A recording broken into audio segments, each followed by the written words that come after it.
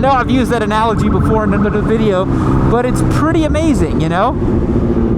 Is that guy coming for me?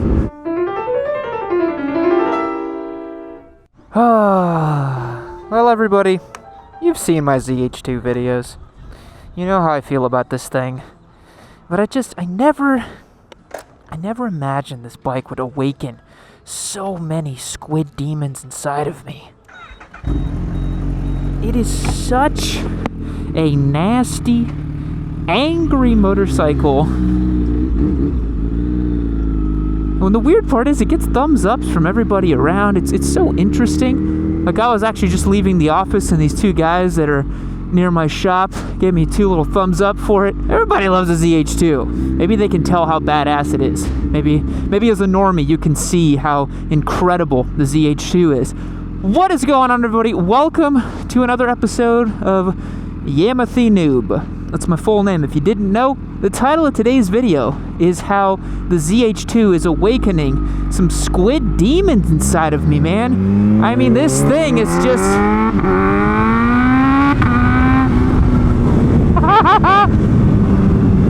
It's difficult to ride a bike like this and not just feel like you are wielding the hand of God.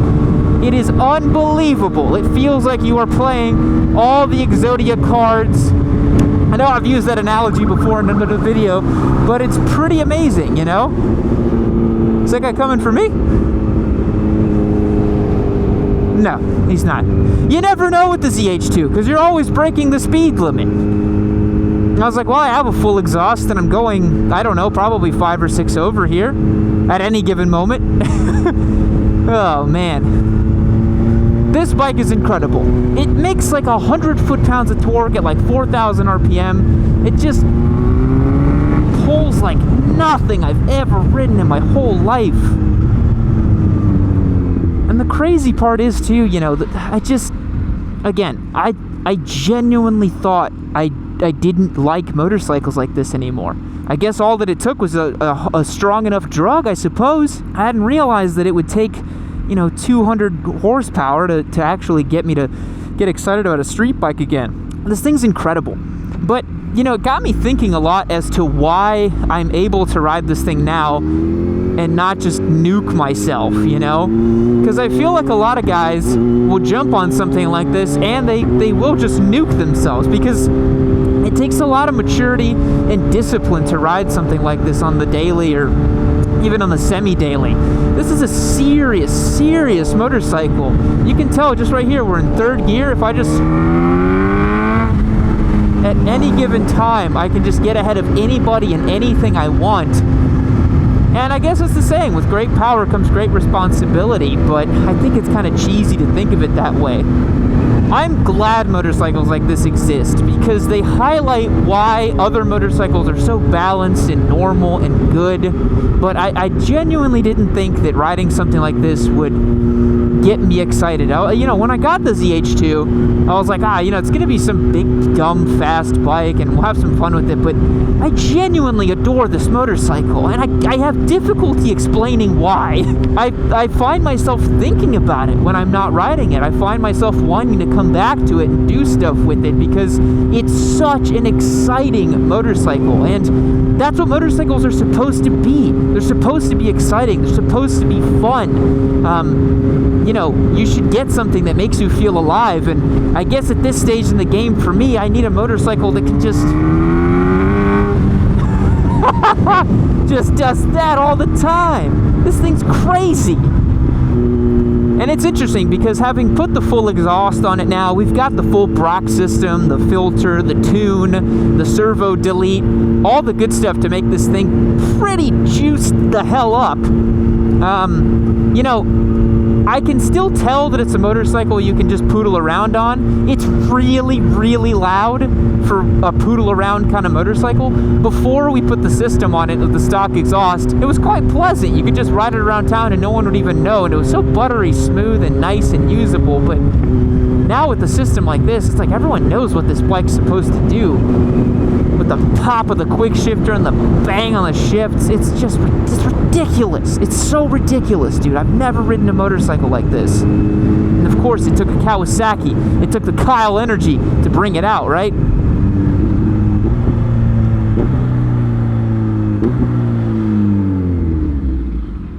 It's a fun bike. It's difficult to explain just how fun to ride it is. One thing I really want to do with it, now that we put this new exhaust and the sprint filter and all the cool stuff on it, I really think this bike deserves to put some tank grips on it. I want to get the rear sets sorted. I want to get some aftermarket rear sets on it. And I'd love to take it back to the track, because I think with those changes and some tweaks to the suspension, I think I can lay down some pretty good laps with this thing.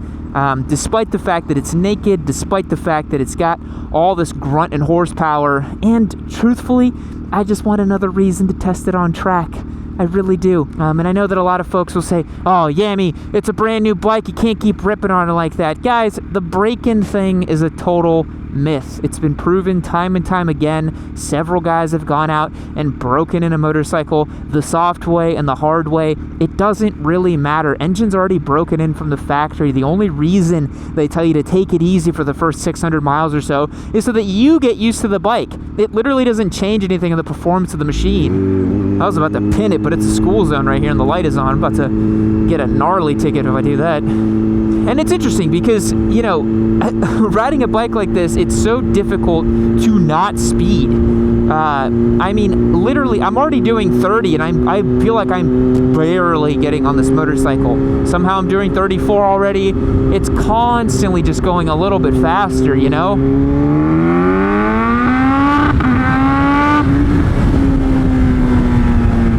Absolutely idiotic motorcycle. I love it.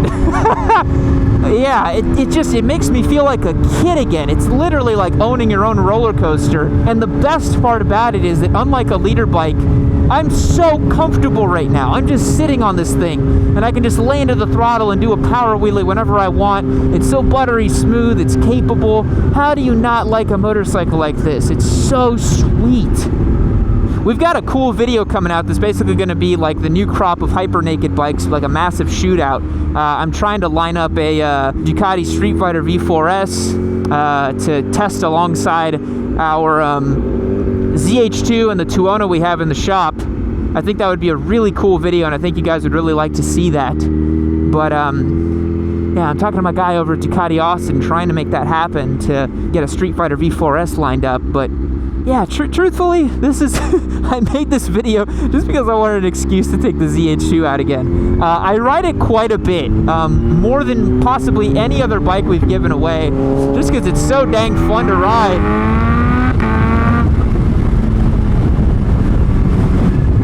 This is such a Squid bike. It's so awesome.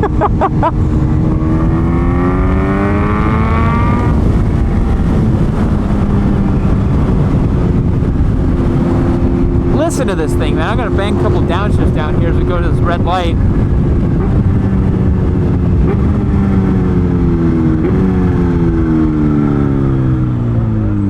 Got a guy in shorts riding a little 600 over there. You gotta love a Squid in shorts. I think it takes a lot of courage and determination to ride a motorcycle in shorts. I think what it is about this bike that gets me is, unlike basically any other motorcycle, my heart genuinely starts racing and pounding when I ride this thing, because it is so exciting to ride. It is difficult to put any seasoned motorcyclist on this thing and not have them have their adrenaline start racing and the heart rate start going up. I mean, it's ridiculous. It's absolutely ridiculous. And I think a lot of folks might look at the horsepower and the torque and the weight, and they might say, oh, but come on, Yammie, a V4S is so much faster, a leader bike so much faster. It's the seat of the pants feeling. It's the seat of the pants feeling that the ZH2 gives you with this supercharged engine. It's ridiculous. Believe me when I say I've probably ridden well over 150 motorcycles at this point. Nothing pulls like a ZH2. Nothing pulls like this bike. It's ridiculous.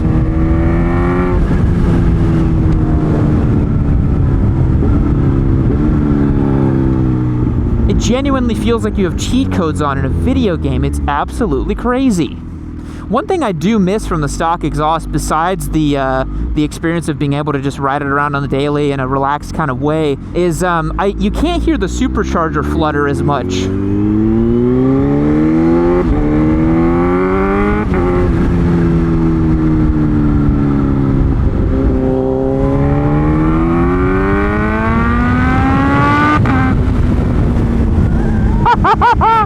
Ow! Holy crap!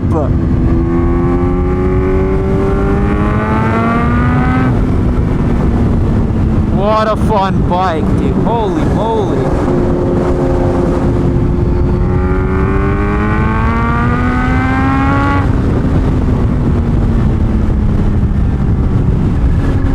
And it's funny because in videos and on the microphone, you guys can never really hear just how crazy loud a bike is, but believe me when I say that this is probably one of the loudest bikes we've ever had in the shop. I'm wearing earplugs and I've got a helmet on, obviously, and it's just, the thing is ridiculous, man. The thing is absolutely ridiculous. And it's fun too because it's not a highway muncher like the Busa. You can use this thing every day, all the time. It feels like a completely normal motorcycle. God, I love the ZH2.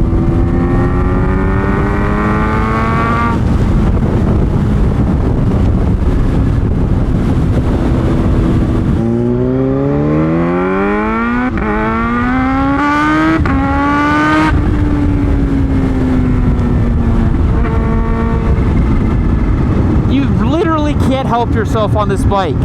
You want to get on the throttle everywhere. Oh my god, dude. I could literally feel the adrenaline. That's literally. This is what motorcycling is about, man. At least part of it, you know. I know that, look, it's so funny. I think a lot of people think that I'm some diehard sport bike squid, even though I'm somehow daily a desert sled, or they think that I don't care about big power because none of my personal bikes are like leader bikes. Look, I like all motorcycles, man. They're all awesome. But I gotta say, I've got a soft spot for the fast stuff. It's hard to not like horsepower. It's so fun. Yeah, I guess it's a weird coming to Jesus being like, oh, I thought I was over these bikes and I didn't want to ride these fast bikes anymore. And yet now oh man, when I jump on this bike, it's like nothing else. Nothing else gives me this rush. It's ridiculous. Oh my god, it's ridiculous. I hope to God that whoever wins this motorcycle either knows what they're doing and respects the machine, or knows better enough to just sell it. Holy moly, you should not own this bike if it's like your first or second motorcycle. Jesus Christ, this thing's ridiculous, man.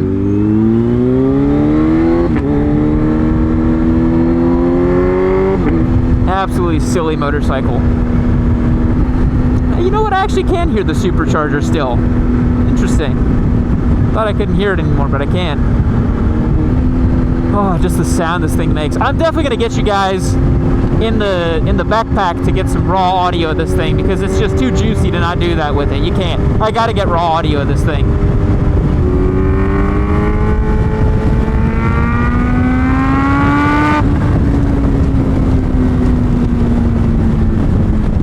One thing I do kind of wish is that, you know, maybe not that I want the servo back, but maybe like a chill mode and a crazy mode button would be nice for the exhaust. If we could just put the exhaust into a quiet mode and then flip it and put it into loud mode, that would be nice. Because right now it's just get on, go fast. Like we said in the ZH2 video, if you want to set your hair, dick, and balls on fire, get a ZH2 with the full exhaust. Wow. Wow, it's crazy.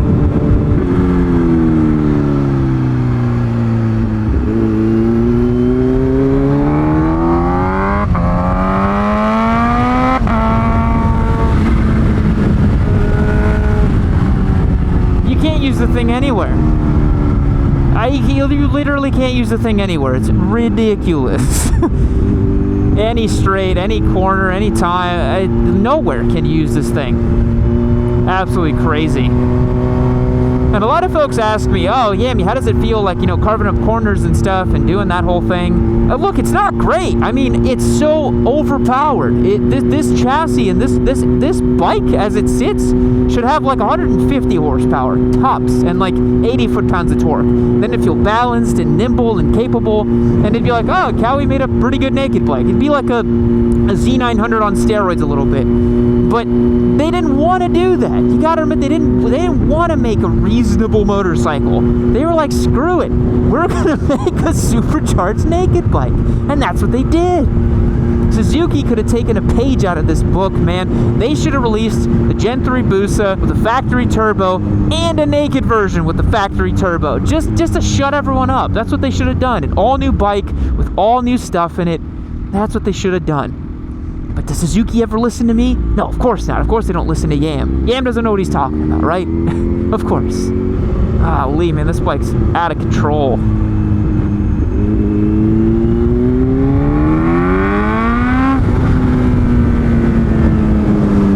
Out of control. Alright, let's put you guys in the old backpack and let's go have some fun. Let's have you hear the raw audio of the ZH2 because it is quite good. Oh my god, this bike, dude. It's ridiculous. There's no other words for it.